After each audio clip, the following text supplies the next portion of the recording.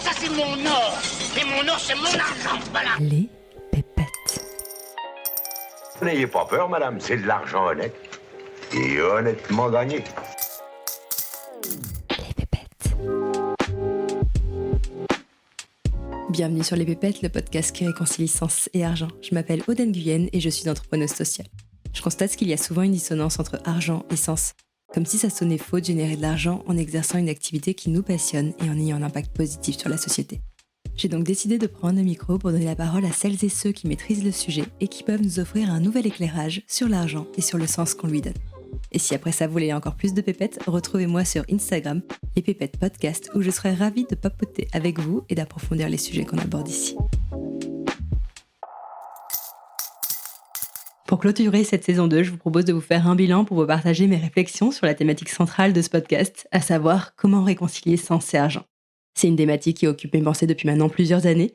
Je vous ai jamais vraiment dit pourquoi, quelle avait été la raison pour laquelle cette thématique était aussi centrale dans ma vie. Et en prenant du recul sur tout ça, je me suis rendu compte qu'il y avait eu 3 moments clés dans mon histoire qui m'ont amené à m'intéresser à ce sujet. Alors je me dis qu'en vous les partageant, ça vous permettra peut-être de comprendre pourquoi je suis autant animée par cette question. C'est une question qui est revenue à plusieurs moments de ma vie. Le premier moment déterminant, ça a été suite au décès soudain de ma mère. J'ai cherché à donner du sens à sa mort à travers ce qu'elle m'avait légué, et donc je me suis posé cette question, comment donner du sens à un héritage ? Ça m'a amené à découvrir le concept d'entrepreneuriat social. Donc c'est cette idée d'entreprendre, de créer un projet pour répondre à un enjeu de société. À travers l'histoire de ma mère, j'ai fait face à un problème de société auquel j'ai voulu apporter une réponse grâce à l'entrepreneuriat. Et à partir du moment où je me suis lancée dans cette activité, il y a une autre question qui a émergé. Je me suis demandé comment générer suffisamment de revenus pour vivre d'une activité qui a du sens. Et ensuite, le troisième moment clé, ça a été quand j'ai entamé mon éducation financière. À ce moment-là, j'ai compris l'importance de maîtriser le sujet des finances pour rediriger son argent vers ce qui compte réellement, vers la réalisation de ses projets de vie, mais aussi vers la construction d'un modèle de société qui correspond davantage à ses valeurs et à ses convictions. Donc cette volonté de réconcilier sens et argent, ça a été le fil conducteur de mon parcours durant ces 7 dernières années. Et j'ai fait ce podcast pour trouver des réponses à ces questions. Donc si on en revient au bilan de cette saison 2, pour moi, il y a 3 piliers qui sont ressortis de mes échanges avec mes invités pour réconcilier sens et argent. Le premier pilier, c'est avant tout de travailler sa relation à l'argent.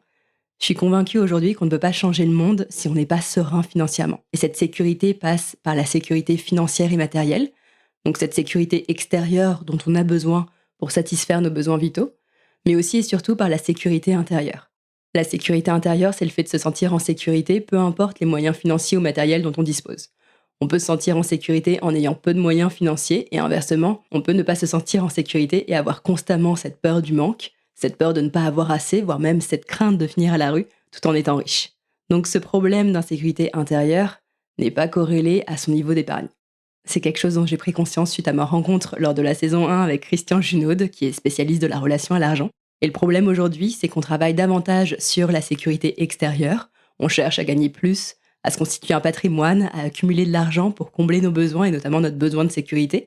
Mais on néglige un élément essentiel, à savoir notre sécurité intérieure.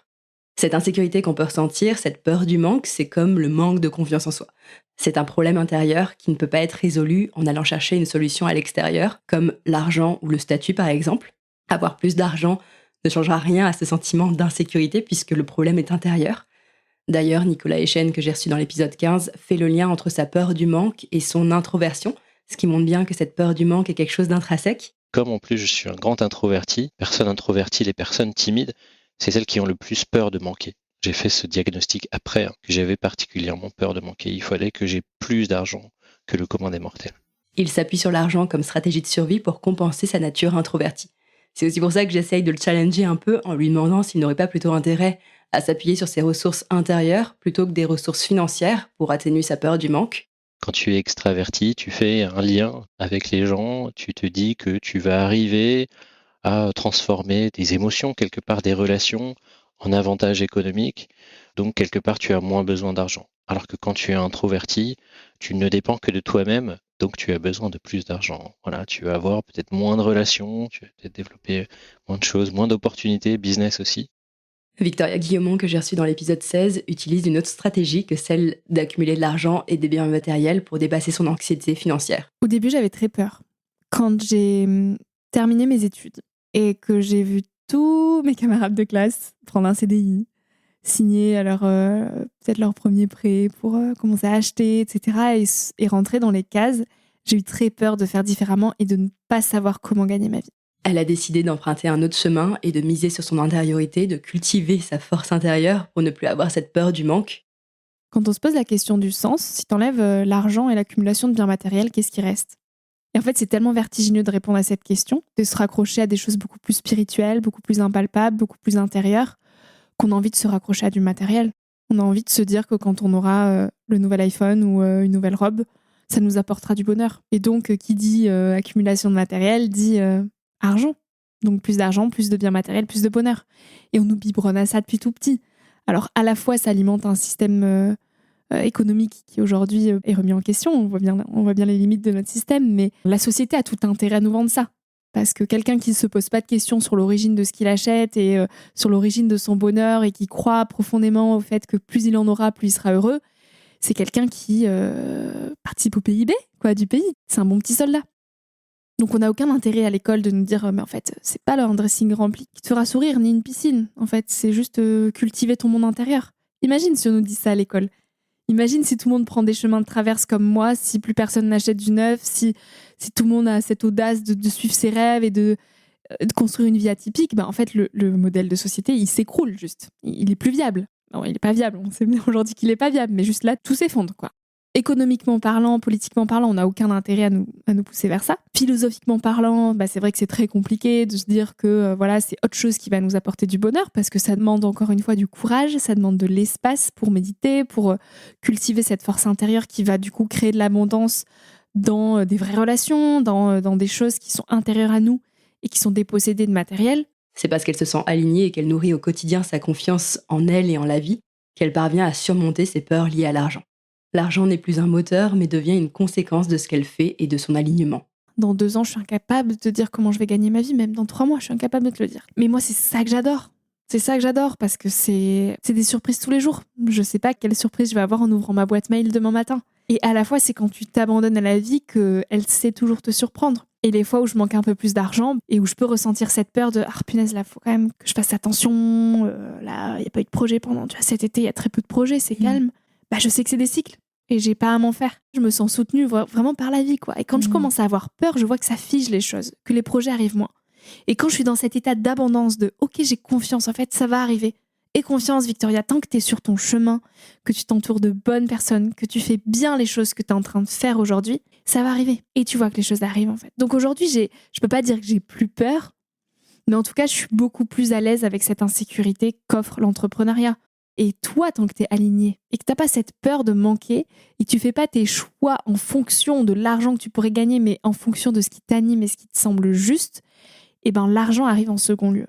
J'ai aussi posé la question à Anouk Korler dans l'épisode 13 pour comprendre comment elle nourrit sa sécurité intérieure indépendamment de ce qu'il y a sur son compte en banque. Moi, je pense que c'est intimement lié avec à quel point est-ce qu'on se connaît soi et à quel point on sait qu'on est capable de générer de l'argent. Parce que si on n'a aucune idée de comment est-ce qu'on va générer cet argent, si on n'a pas confiance en soi par rapport à ça, je trouve que pour moi, ça me génère du stress. Alors que si je sais pourquoi est-ce que je suis faite, comment est-ce que je vais générer de l'argent, si j'ai un objectif précis, moi intérieur de où est-ce que je vais, je sais que toute mon énergie, elle va être canalisée pour être dans la création de mon souhait, de ce que je veux créer. Et là-dedans, les émotions que je génère, c'est beaucoup de joie, beaucoup d'abondance, beaucoup de richesse intérieure, beaucoup d'amour, beaucoup de plein de choses positives, qui fait que mon monde intérieur, il est habité par toutes ces émotions-là. Il n'est pas du tout habité par le stress, le manque, je vais pas y arriver. Donc je pense que c'est intimement lié avec le fait qu'on sache où on va, on ait une idée et on soit dans un processus de création qui fait qu'on génère des choses positives et pas des insécurités par rapport au manque. Donc pour moi, il y a vraiment cette dynamique de je crée de l'abondance et je vis dans l'abondance. Donc ça passe par son intériorité, ça passe par les processus de création. Si ça vous semble un peu perché, sachez qu'il y a des explications très rationnelles à ce sentiment d'insécurité qui nous habite et qu'on cherche à compenser en allant chercher toujours plus d'argent. Arthur Aubeuf nous donne l'une de ces raisons dans l'épisode 14. Et je pense qu'on s'est fait rattraper par la casse-cupidité du cerveau de l'humain, qui vient du fait qu'on est un petit être fragile, qu'on n'a pas de griffes, qu'on n'a pas de dents, enfin de dents acérées, qu'on est nul à chier en fait dans la théorie de l'évolution. Sans notre intelligence, on meurt en 2 jours là dehors. Et en fait, ça nous crée un sentiment d'insécurité.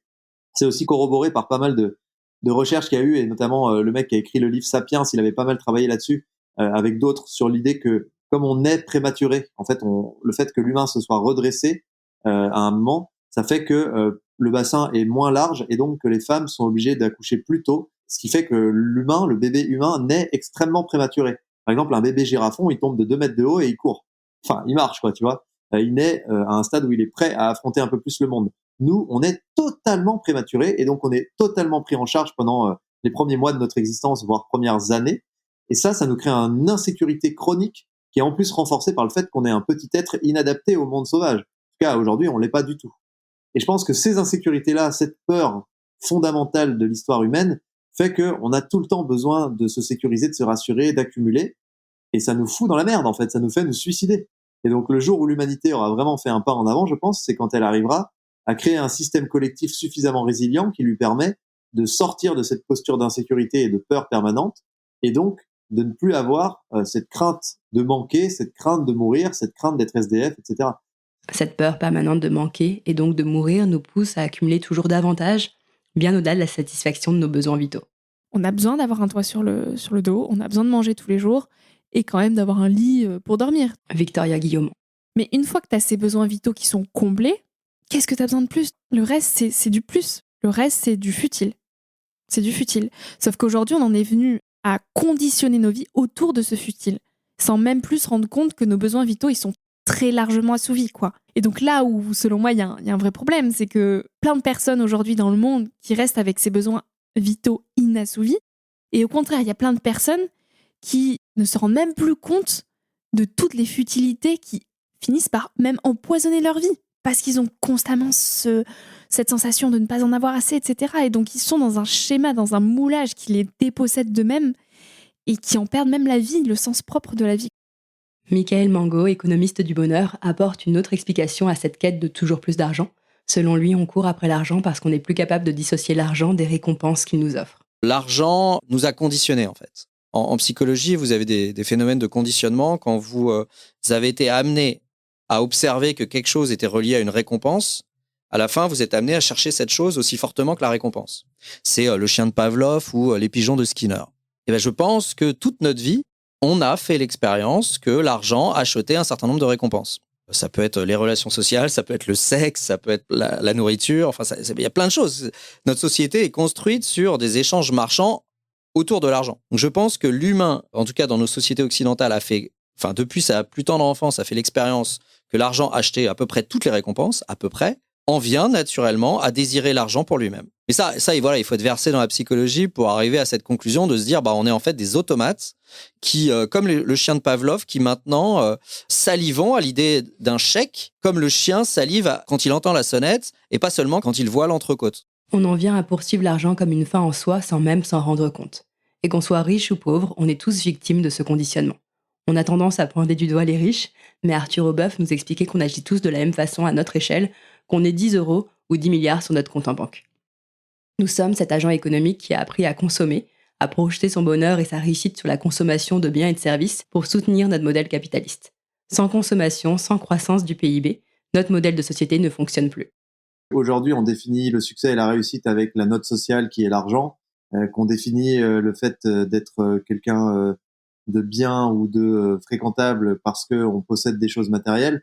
Mais tout ça, c'est juste teinté par la société de consommation et par les marques, en fait. On sort jamais de la roue du hamster. Même un mec qui est milliardaire, il est pas sorti de la roue du hamster s'il continue de dépenser son fric pour s'acheter du statut social et se comparer, pour dire, regardez, moi je fais des trucs que vous pouvez pas faire. Un smicard qui dépense la moitié de ses revenus pour s'acheter un sac de luxe parce que ça lui permet d'exister aux yeux de gens qu'il a envie d'impressionner, ou un milliardaire qui achète un yacht en dépensant la moitié de ses revenus pour faire la même chose, ils sont pas sortis de la roue du hamster, ni l'un ni l'autre en fait. C'est aussi parce qu'on est un animal social, on est en permanence en train de se comparer aux autres, et parce que l'argent et les possessions matérielles sont faciles à comparer, qu'on se retrouve dans cette course à l'échalote. Donc, faut pas s'étonner que la satisfaction de la vie soit corrélée à l'argent dans une société où l'argent est cardinal. C'est vraiment immédiat, en fait. Michael Mango. Pourquoi il y a compétition sociale autour de l'argent ou autour de quoi que ce soit? C'est parce que il y a compétition sexuelle pour l'autre sexe et pour avoir des partenaires, pour propager ses gènes à la vitesse la plus grande possible. Enfin, c'est la seule explication qui donne une logique à l'ensemble, en fait. C'est-à-dire qu'il y a compétition parce qu'il faut pas être moins bon que l'autre. Sinon, on va perdre la compétition sexuelle. Donc, on est obligé de regarder ce que fait l'autre et d'être au moins à son niveau, si ce n'est meilleur. S'il n'y avait pas cet objectif évolutionniste derrière, je ne comprendrais pas la comparaison sociale qui est, alors, elle, omniprésente. On a 1000 travaux sur la compétition sociale. Ça, il y a zéro doute là-dessus. Qu'on soit né riche ou pauvre, ou qu'on devienne riche ou pauvre, c'est important de comprendre que notre rapport à l'argent et la consommation restera fondamentalement le même si on ne le travaille pas et si on ne cherche pas à déconstruire ce qu'on nous a appris ou ce pourquoi on a été conditionné. Si aujourd'hui vous dépensez de l'argent pour vous acheter du statut social ou de l'amour, si au contraire vous n'arrivez pas à dépenser de l'argent pour vous faire plaisir, alors que vous en avez les moyens, ou encore si vous avez cette crainte de ne pas avoir suffisamment d'argent, vous continuerez à avoir ces mêmes comportements ou ces mêmes peurs, peu importe le montant de vos économies, peu importe si vous gagnez au loto ou si vous héritez d'une grosse somme d'argent. Ce que vous projetez sur l'argent, que ce soit des choses positives, la liberté, la sécurité, l'indépendance, ou des choses négatives, l'argent est source de conflits, c'est la cause des problèmes dans le monde, vous continuerez à les projeter par la suite, que vous deveniez plus ou moins riche si vous ne questionnez pas votre rapport à l'argent. En général, c'est à partir du moment où on se rend compte que notre relation à l'argent nous dessert, dans notre vie personnelle, dans notre couple, dans notre travail, dans nos relations sociales ou dans la réalisation de nos aspirations qu'on commence à l'interroger. Tout l'enjeu, selon moi, c'est d'arriver à trouver ce juste équilibre en s'appuyant d'une part sur l'extérieur, sur l'argent et les possessions matérielles dans une société qui nous conditionne à nous tourner vers cela, et d'autre part sur son intériorité, l'alignement, la confiance et l'estime de soi pour parvenir à être plus serein financièrement. Deuxième pilier pour réconcilier sens et argent, développer son intelligence financière. Pour moi, l'argent, c'est le plus grand Dieu partagé partout dans le monde. Pauline Pham. C'est la croyance. Si on ne croit pas en l'argent, on ne peut pas échanger, il n'y a pas de transaction, il n'y a pas de système. Et donc, pourquoi ça m'a vraiment intéressée? Parce que pour moi, si demain, on arrive à mieux comprendre ça, ça veut dire qu'on arrive à mieux utiliser, être en puissance sur ce système et pas juste le subir, pas juste en avoir peur. Pour reprendre le pouvoir sur son argent, ça implique de comprendre comment fonctionnent les systèmes économiques et financiers dans lesquels on évolue. Quels sont les leviers à notre disposition pour créer de la richesse financière? Comment générer plus de revenus? Comment faire de l'argent avec l'argent dans ce monde capitaliste? Quelles sont les répercussions de nos investissements sur l'économie réelle? Pourquoi et comment les inégalités économiques se creusent? Pourquoi l'écart de richesse entre les hommes et les femmes se perpétue? On peut aussi se demander en quoi l'éducation financière permet de réduire ces inégalités. C'est le sujet que j'abordais avec Nicolas Echen. Quand tu prends un peu de hauteur sur la façon dont notre système fonctionne, sur le fait que les inégalités de richesse augmentent pendant les crises financières, qu'est-ce que tu te dis par rapport à tout ça? Par rapport à la volatilité boursière? Par rapport au fait que ça va être les personnes les plus éduquées financièrement, celles qui vont avoir les plus grandes fortunes, qui vont à nouveau encore plus pouvoir sortir leur épingle du jeu. Quelle est ta vision des choses par rapport à la façon dont notre économie fonctionne? J'ai commencé par déjà m'intéresser à moi-même. Quand j'ai commencé, je me dis comment je vais me sortir de ce système, comment je vais utiliser les rouages du système capitaliste pour m'en sortir. On peut en effet avoir un avis critique sur tout ça. Se dire que plus on est éduqué financièrement, plus on va réussir. Je ne me suis pas dit je vais avoir un avantage auquel j'ai pas droit. Je te mentirais si je te disais ça. Maintenant, en gestion de fortune, le Crédit Lombard, il a des caractéristiques beaucoup plus avantageuses. Par exemple, il a plus cette échéance de 5 ans. Il est illimité. On peut emprunter non pas 50% du capital, mais 100%. Et ça a plein d'effets. Ça permet une optimisation fiscale assez incroyable. Et là, oui, on se fait la réflexion. Plus on a d'argent, plus on a de connaissances, plus on va en gagner. Donc ceux qui ont déjà beaucoup vont gagner encore plus. Voilà, il m'a pas fallu longtemps pour comprendre comment se creusaient les inégalités de richesse. En plus, si tu ajoutes qu'avec ce Crédit Lombard, tu as plus d'argent pour acheter des actions pendant les corrections, les cracks boursiers, ça commence à faire beaucoup d'avantages. Et c'est pour ça notamment qu'on dit aux États-Unis que pendant les corrections, c'est des moments de creusement des inégalités de richesse. C'est assez significatif. Tu as de véritables fortunes qui se créent sur les creux du marché immobilier notamment. Là, tu as des manières, pour ne pas le citer Donald Trump, c'est voilà, de l'achat d'immobilier à très bas prix qui a monté. Pour les actions, c'est un peu pareil. Il y a toujours cet effet d'opportunité. Voilà, les plus fortunés dans le monde ont le plus d'argent, le plus de cash pour bénéficier d'opportunités. À mon humble niveau, concernant l'impact sociétal, en ayant choisi avec Prosper de faire du conseil indépendant, d'accepter des clients de tout niveau de patrimoine, ce qui n'est pas le cas dans les cabinets de gestion de fortune, par exemple, on démocratise les outils de la gestion de fortune. Donc, je pense qu'on évite que les inégalités augmentent trop vite. C'est comme ça que j'ai fait face. Ensuite, c'est aussi de l'autre côté, donc du côté de ceux qui ont de la fortune, de responsabiliser dans notre sens les personnes qui ont de l'argent. Maintenant, dans des investissements plus responsables, c'est aussi là qu'on va avancer. Donc c'est ça, de notre côté, de fibres pour nos plus petits clients, démocratiser des outils d'optimisation qui leur permettent d'investir comme les grandes fortunes. Et du côté grande fortune, les faire investir avec un impact intéressant. Et ça peut aller jusqu'à l'investissement dans le tissu économique local, donc dans les PME, les small cap par exemple, voire le private equity. C'est des actifs qui ont un certain succès en ce moment, qui sont plus risqués, il faut le dire quand même, qui sont plus volatiles. Donc c'est pas si facile que ça d'investir avec de l'impact, mais ça permet de minorer cet effet-là. Cet effet augmenter les inégalités de richesse. La question qu'on peut se poser par rapport à tout ça, c'est faut-il jouer le jeu du capitalisme pour tirer son épingle du jeu et changer les choses de l'intérieur, ou faut-il changer les règles du jeu si on souhaite changer le monde? Changer les règles du jeu, voire même carrément changer de jeu, c'est le choix qu'a fait Arthur Aubeuf à travers l'initiative qu'il a cofondée, Team Force the Planet. Il l'appelle le Tinder du climat car ils mettent en relation des innovateurs avec des entrepreneurs chevronnés pour déployer à l'échelle mondiale des innovations qui vont permettre de décarboner nos sociétés. À travers Team for the Planet, Arthur souhaite montrer qu'un modèle d'entreprise tourné entièrement vers l'impact et non vers la rémunération de ses actionnaires est possible. Les actionnaires de Team for the Planet ne reçoivent pas de dividendes financiers, mais des dividendes climat. Exactement, il n'y a pas d'intérêt financier, il y a des dividendes climat, donc c'est un objet extra-financier qu'on a co-créé avec l'ADEME, l'ONU, une cinquantaine d'experts carbone internationaux, et qui permet de dire « j'ai investi de l'argent pour accélérer la transformation de notre monde vers un monde bas carbone et plus sobre, et j'ai une preuve que mon argent a servi à ça cette année, une preuve quantifiée en tonnes de CO2. » Et donc oui, on n'investit pas pour faire plus d'argent. On abandonne la mécanique d'investir pour faire plus d'argent parce que elle ne nous permettrait pas de mener notre mission à bien et de nous concentrer pour permettre à nos innovateurs d'avoir le plus gros impact possible et donc d'accélérer la transition.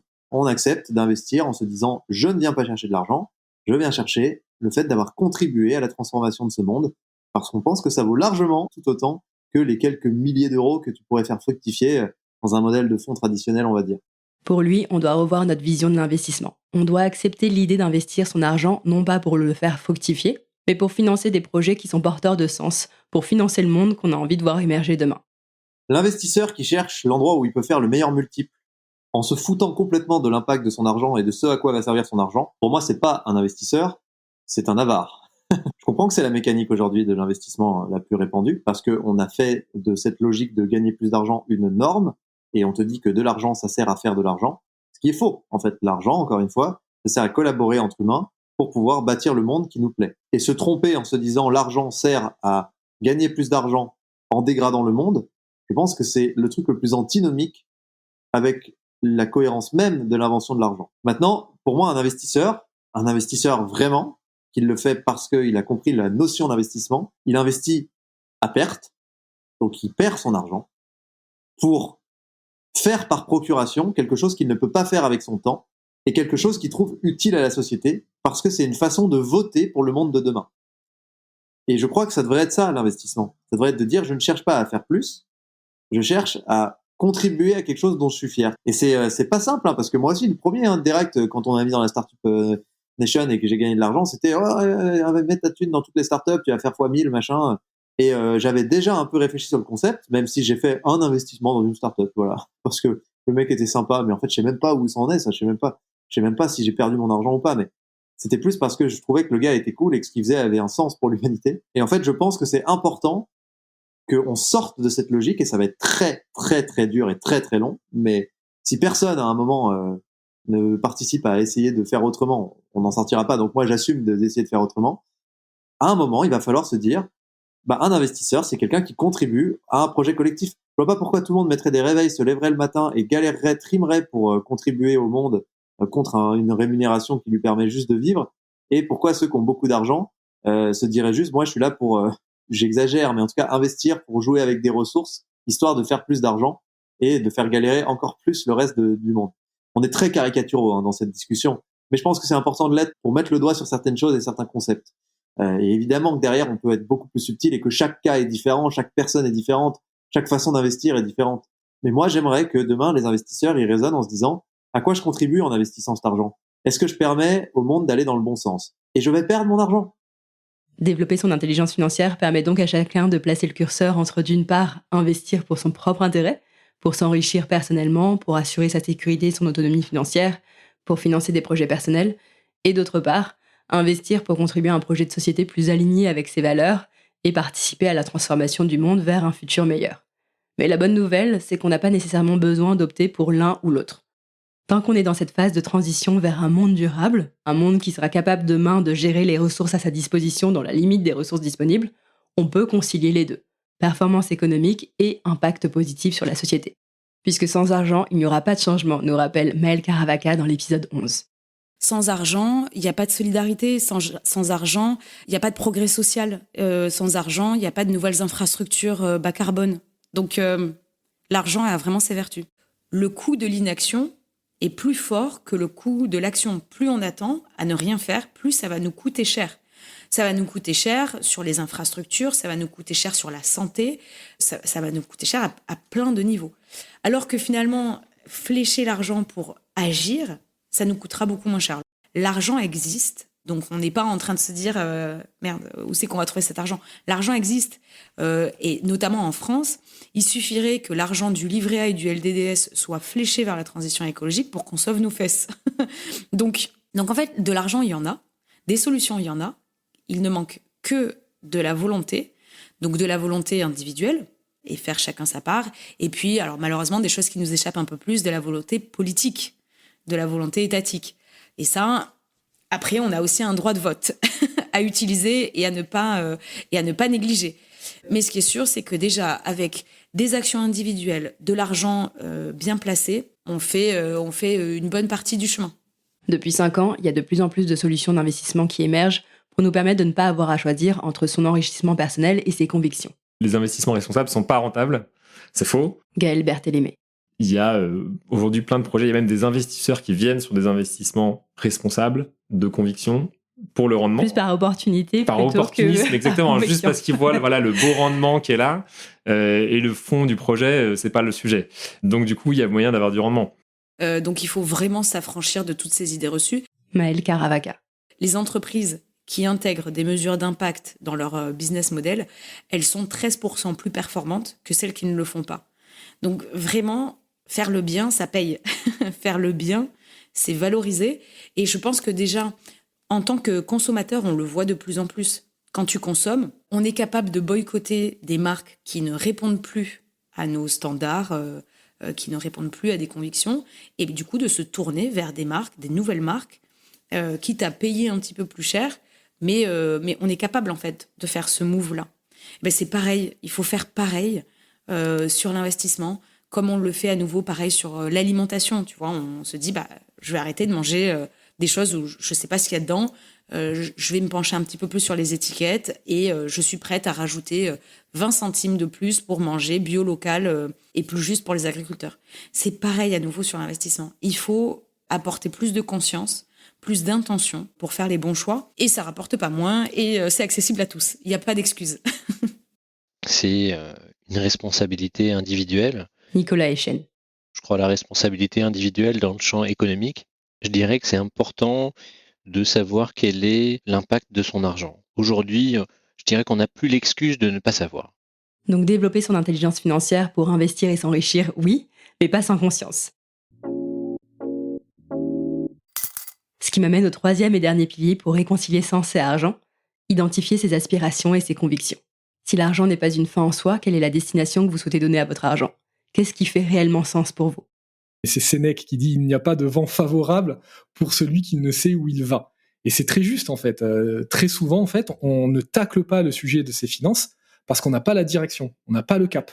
C'est un sujet qu'on a abordé en profondeur dans les cas pratiques avec Guillaume Simonin, Notre intention, c'était de vous amener à vous poser les bonnes questions pour vous aider à définir une stratégie d'investissement qui vous ressemble et qui vous emmène là où vous souhaitez aller. Il faut apprendre à s'écouter, en fait. Il faut apprendre à s'écouter et aujourd'hui à aligner ses finances avec ses projets de vie. C'est pas juste une grande phrase, c'est une réalité. C'est aujourd'hui, on a la possibilité d'aligner ses finances à partir du moment où on le positionne comme un outil, cet argent, et qu'on ait une relation très saine avec ça. Si c'est une énergie, il n'y a pas à dire c'est bien ou c'est pas bien. C'est une énergie, l'argent. Ok, il y en a besoin pour vivre, c'est un outil, ça fonctionne. Ok, maintenant je peux décider de le réaligner avec des choses qui comptent pour moi, mes projets, et peut-être même des choses encore plus hautes que mes projets, mes convictions. Donc à partir de là, il n'y a pas de bien ou de mal. Il y a juste cette énergie-là, cette ressource-là. Qu'est-ce que j'en fais? Est-ce que je décide de rien en faire? Parce que pour moi, le pire, c'est de rien en faire. Par exemple, prenons cet exemple, 60 000 € placés sur un livret A et compte courant.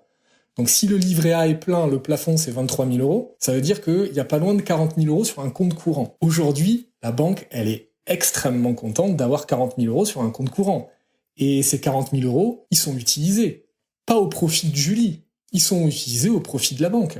Aujourd'hui, elle se régale, la banque, d'avoir de l'argent gratuit à disposition, où elle ne rémunère absolument pas Julie là-dessus, et elle va l'utiliser et sur des choses qui sont peut-être pas en lien avec les valeurs de Julie. Et elle laisse faire. Moi, je pourrais dire, Julie, tu laisses faire ça, en fait.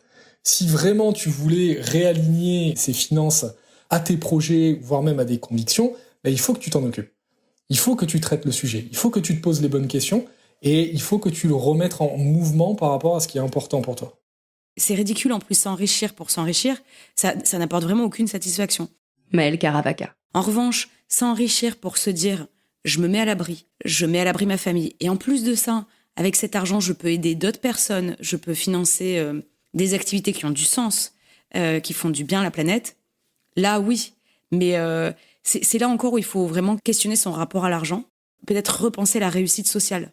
Peut-être que la réussite sociale, c'est pas s'acheter une grosse voiture. Peut-être que la réussite sociale, c'est être à vélo et avoir le plaisir de se sentir quand même mobile, de pouvoir faire des choses, mais aussi de se dire que on ne détruit pas la planète. C'est peut-être ça la réussite sociale. En se reconnectant à ce qui compte le plus pour vous, ça permet 3 choses. Premièrement, ça vous permet de vous mettre en mouvement et d'aligner votre épargne et vos investissements avec ce qui fait sens pour vous. Deuxièmement, c'est l'occasion de définir votre propre conception de la réussite, pas celle de votre entourage ni celle inculquée par la société. C'est aussi pour ça que j'ai adoré interviewer des enfants sur leur rapport à la réussite, pour comprendre en quoi notre vision du succès est teintée par l'environnement dans lequel on grandit. Si t'es riche et que et à la fin de ta vie t'es pas heureux, et alors que par exemple il y a un pauvre qui lui il a toujours été heureux, moi je préfère quand même être pauvre, parce que riche et pas être heureux dans la vie, faut pas être riche, ça va pas te rendre heureux. Moi je me dis que en fait je suis pas non plus hyper d'accord avec Mao, et parce que en fait quand t'es pauvre, c'est pas que t'as forcément pas une vie réussite, mais ça veut dire que souvent, t'as pas de maison, t'as pas de logement, t'as pas de raison de pas être heureux. Mais t'as beaucoup plus de chances d'être triste, alors que quand t'es riche, tu peux t'acheter 14 Lamborghini, 10 Ferrari, tu peux racheter des clubs de foot, des clubs de rugby, tu peux aller à tous les matchs de la Coupe du Monde si tu veux, et t'as plus de chances d'être heureux. Pour repenser les codes de la réussite, ça demande de parvenir à faire la distinction entre ce à quoi vous aspirez profondément pour vous et ce que la société vous a fait croire que vous vouliez. Moi, en tant qu'Arthur, clairement, la réussite pour moi, c'est de ressentir ce sentiment profond de joie au quotidien. Moi, j'arrive bien à le cultiver en ce moment, et j'ai eu des fois où je le cultivais encore plus. Donc, de pas se laisser éteindre. Pour moi, personne n'est plus inspirant que quelqu'un d'heureux. Tu peux me sortir tous les milliardaires que tu veux, tu peux me sortir tous les mecs qui ont les plus grosses voitures, les plus grosses montres, les plus beaux costards. Ils m'inspireront pas autant qu'un mec qui est fondamentalement heureux et qui a l'œil qui brille. Et moi, j'ai été dans les milieux avec tous les influenceurs et tous les machins et tous les millionnaires. J'en ai pas vu beaucoup des mecs qui avaient l'œil qui brillait, ou des femmes. Et je crois que la vraie réussite, c'est d'avoir l'œil qui brille, quoi. C'est, tu vois, d'être animé, d'être sincèrement bien dans ta vie, passionné. Et souvent, ce qui te permet d'accéder à ça, c'est des choses méga simples. Être entouré par des gens dans lesquels tu as profondément confiance et avec qui tu te sens rassuré, justement, tu te sens épaulé, tu te sens heureux. Vivre dans un endroit où tu es émerveillé, parce qu'il y a plus beaucoup d'humains qui s'émerveillent, c'est quasiment rarissime. Moi, c'est ma citation préférée qui dit « Le monde ne manque pas de merveilles, juste d'émerveillement ». et d'être en bonne santé. Et je pense que quand t'as ça, pas grand-chose d'autre en fait qui est très intéressant, quoi. Troisièmement, ça vous permet de vous demander si la stratégie à laquelle vous avez recours est la plus optimale par rapport à votre objectif. Est-ce que le chemin que vous empruntez est le chemin le plus facile pour atteindre ce à quoi vous aspirez? Par exemple, si ce que vous poursuivez dans la vie, c'est le bonheur, est-ce que chercher à gagner plus est la voie la plus directe pour y arriver? Il y a sans doute des chemins plus faciles pour atteindre le bonheur que d'aller chercher 100 000 euros de revenus par an. Michael Mango. Si vous y arrivez, ça va sans doute marcher, en tout cas pour la moyenne des gens. On va pas aller dans le détail des personnalités, mais on sait qu'il y a d'autres méthodes qui permettent d'atteindre ce niveau de satisfaction dans la vie sans avoir eu à grimper toute l'échelle sociale. S'aligner avec ses valeurs, avoir des relations sociales de qualité, avoir un rapport à soi-même qui soit pas toxique. Il y a plein de chemins en fait qui permettent d'atteindre ce niveau de satisfaction dans la vie assez élevé. On va dire, je sais pas, 7 ou 8 sur une échelle de 0 à 10. Et qui permettent aussi surtout d'avoir des émotions positives au jour le jour, sachant que l'argent est pas très fortement corrélé avec les émotions positives au jour le jour. Donc, il y a d'autres chemins qui seraient meilleurs pour la balance émotionnelle que le succès économique. Se poser la question du sens permet donc de prendre du recul et de vous demander si les stratégies que vous utilisez vous permettent d'atteindre vos objectifs de vie et de nourrir vos valeurs. Alors je sais, définir ses projets de vie, c'est pas simple. Il faut plus le voir comme un cap vers lequel tendre, nous dit Guillaume. La question des projets, la question de savoir où on veut aller, même si elle est difficile à répondre, cette question-là, et que c'est pas une question où tu réponds, tu t'y poses un soir et ça y est, 2 heures après, tu as la réponse.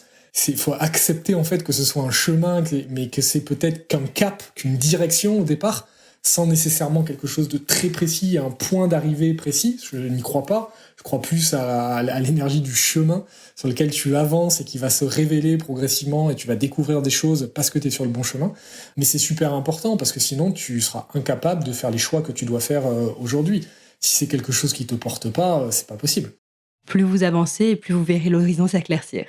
Le plus difficile pour moi, ça reste de parvenir à identifier ses convictions. C'est pour ça que c'est une question que j'ai posée à plusieurs reprises au cours de cette saison.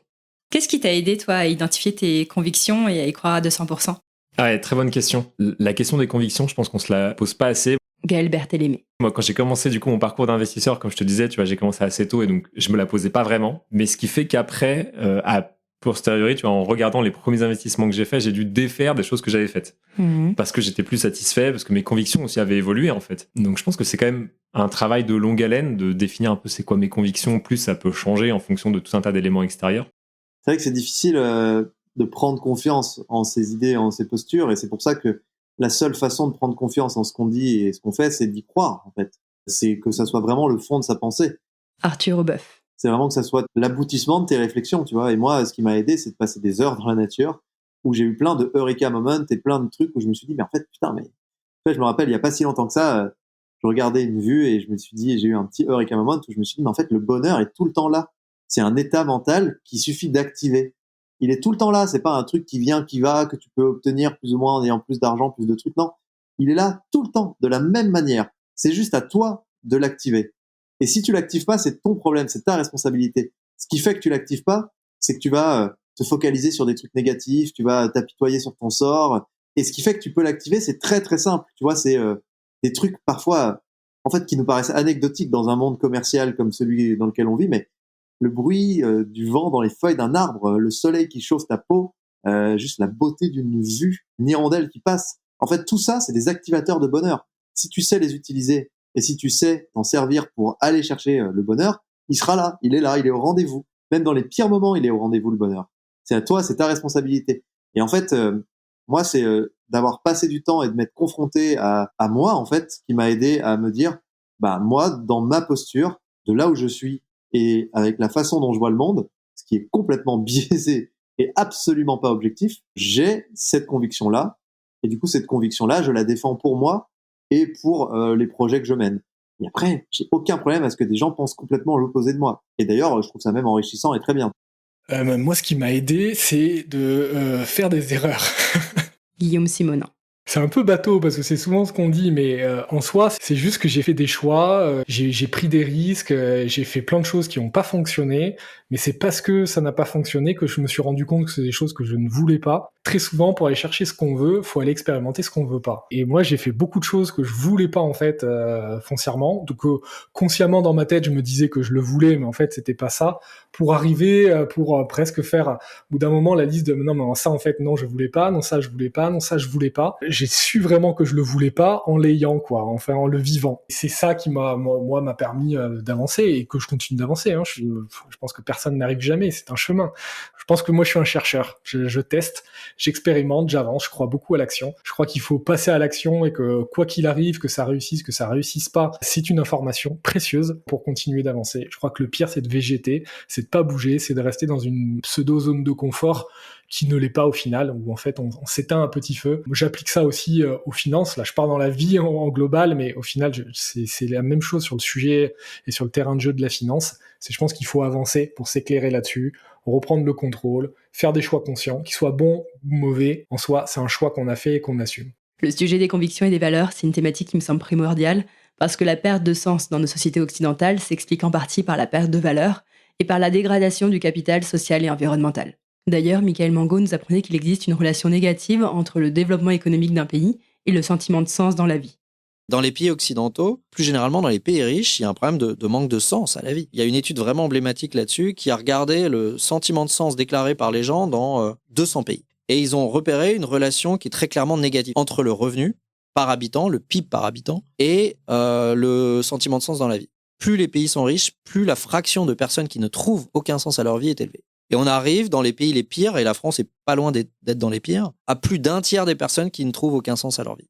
Je suis persuadée que le fait de se reconnecter à ses valeurs, ça nous aidera à sortir de cette dynamique dans laquelle on investit son argent sans prendre en compte les externalités négatives de ses placements, sans prendre en compte les répercussions de ces investissements sur la société et sur l'environnement.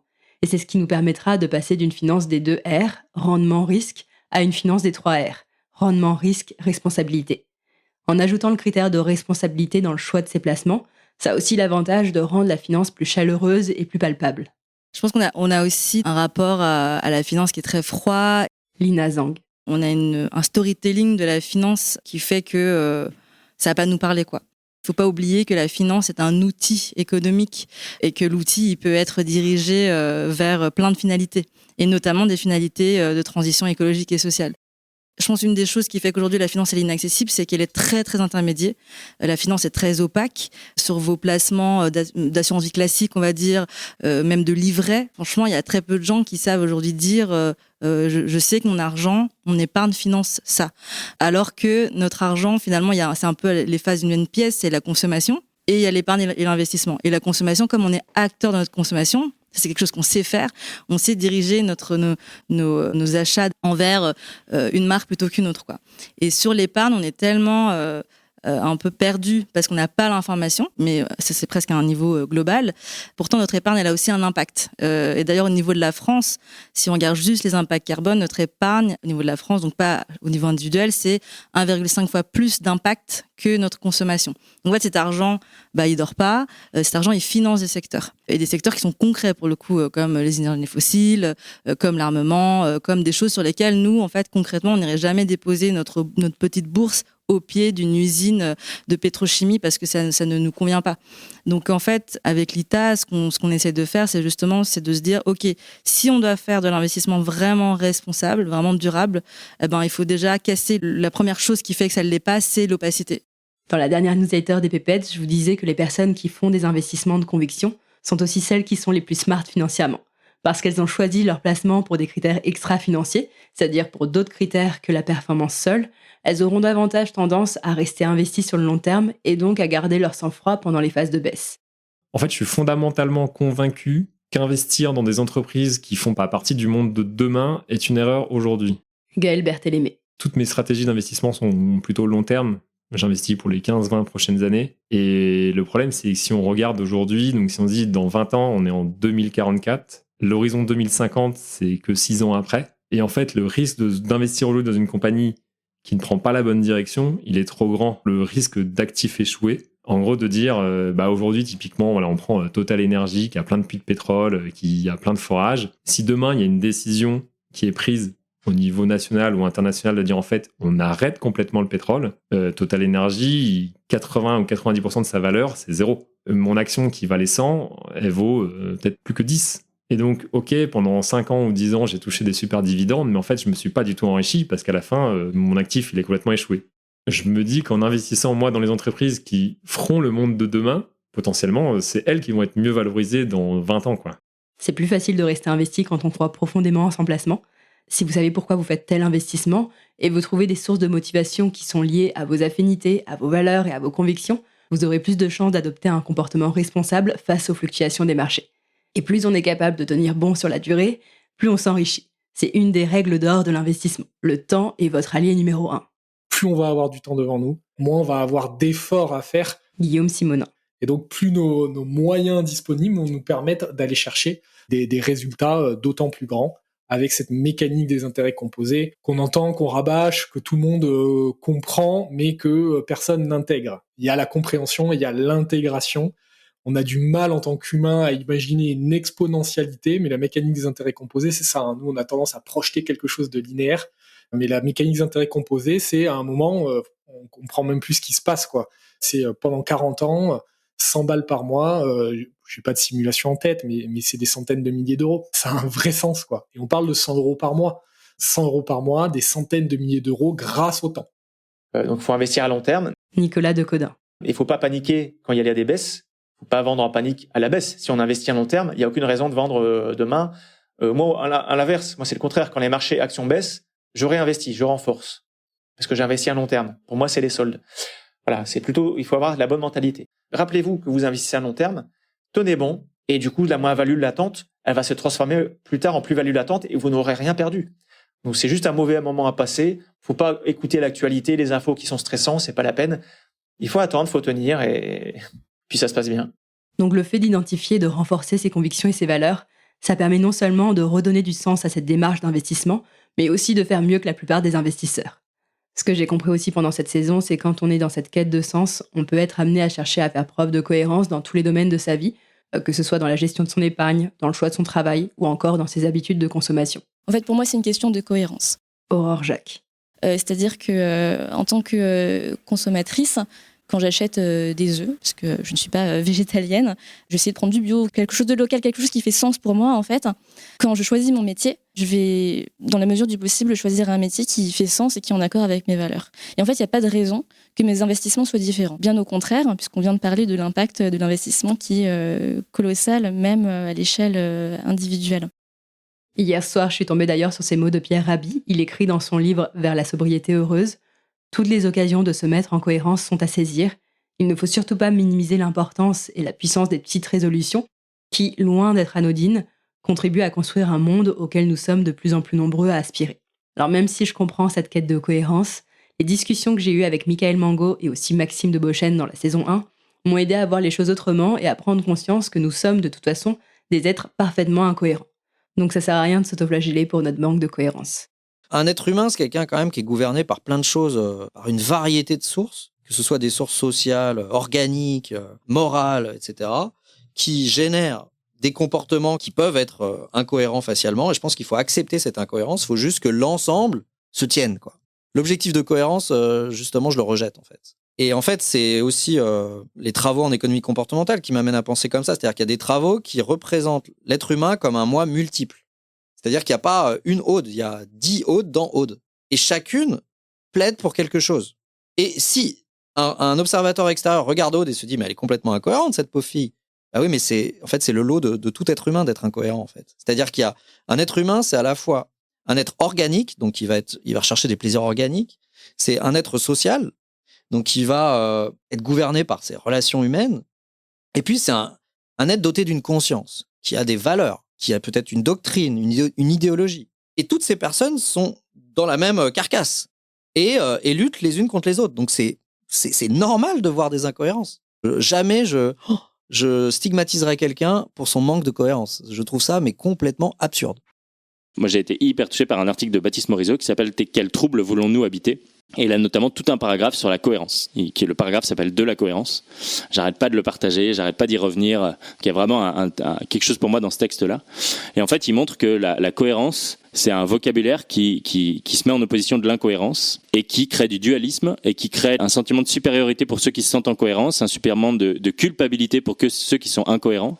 Et il dit alors qu'en fait tout le monde est incohérent, quoi. Être de ce monde, c'est être incohérent. Être français, c'est être incohérent, etc. Et en fait la quête de cohérence, c'est une quête d'absolu, de perfection qui n'est pas possible. Et en fait lui, il pense beaucoup le rapport au vivant et il dit mais en fait c'est des gens qui veulent vivre hors sol, qui veulent pas hériter du monde dans lequel on hérite, qui nous amène toutes nos incohérences, etc.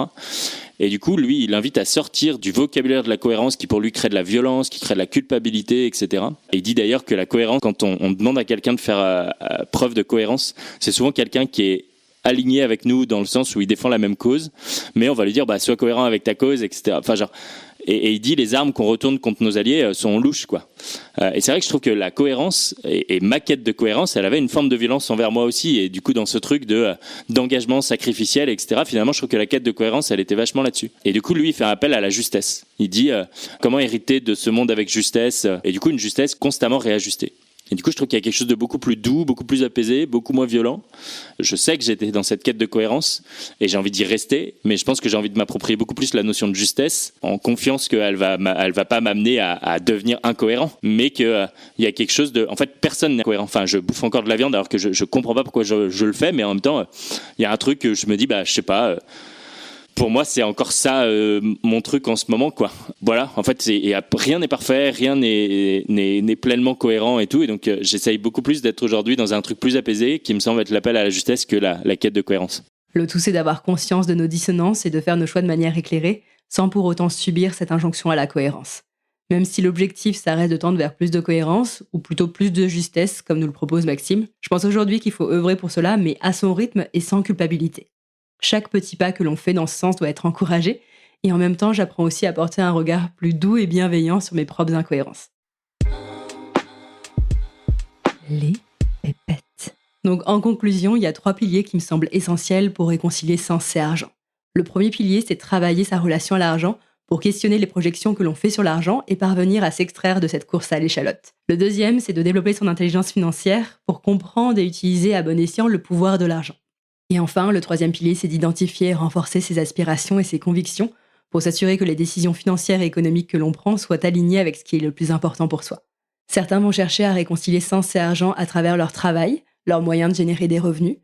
D'autres vont réconcilier sens et argent à travers leur mode de consommation, leur manière de dépenser leur argent. Et d'autres encore vont réconcilier sens et argent en s'assurant que leur épargne et leurs investissements nourrissent leur projet de vie et leurs valeurs. En parlant de valeurs, il y a une valeur qui est très présente chez moi et que je souhaitais vous partager à travers ma conversation avec Laure Daudier, dans laquelle on parle de slowpreneuriat.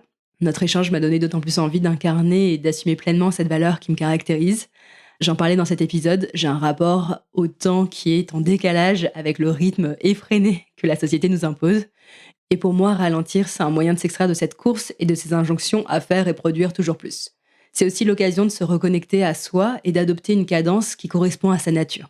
L'entrepreneur qui réussit, c'est celui, aujourd'hui, le cliché, c'est celui qui a réussi à faire une très grosse somme d'argent en très peu de temps. Alors ça existe, il y a des success stories, et comme ce sont celles qui sont les plus poussées, forcément on a l'impression que c'est le modèle général. Il y a cette espèce de phénomène de clonage où il faudrait qu'on soit tous sur un même modèle, qu'on fonctionne tous pareil, et c'est quelque chose d'hyper élitiste où finalement les seuls qui réussissent, c'est ceux qui sont déjà comme ça naturellement, ceux qui tiennent sur la durée. C'est ceux qui correspondent, et ils ont le droit de correspondre à ce modèle-là. C'est pas une tare, mais du coup, eux, forcément, ils ont ce côté, non, c'est pas inconfortable, parce que eux, ils sont dans leur zone de confort, et c'est ça qui fait qu'ils réussissent. Parce qu'ils sont dans leur zone de confort. Et s'il y a tellement d'indépendants et d'entrepreneurs qui échouent, et je parle pas pour des questions de marché, parce qu'il y a aussi ces éléments-là, mais qui s'épuisent, c'est très souvent quand on creuse parce que je fais ça parce qu'on m'a dit de le faire et je me suis pas posé la question de si ça me convient à moi. On part pas de soi.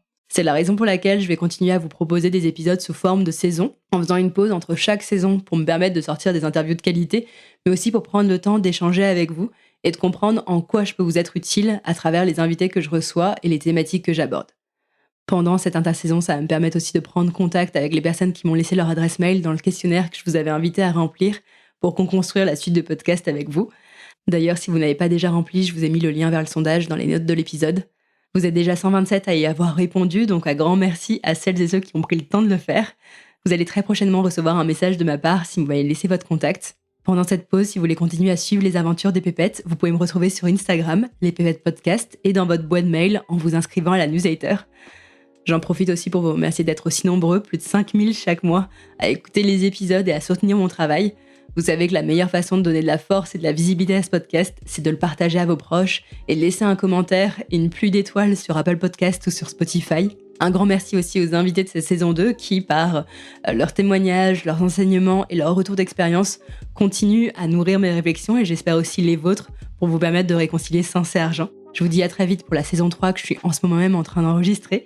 Et d'ici là, je vous souhaite de mettre du sens dans vos finances.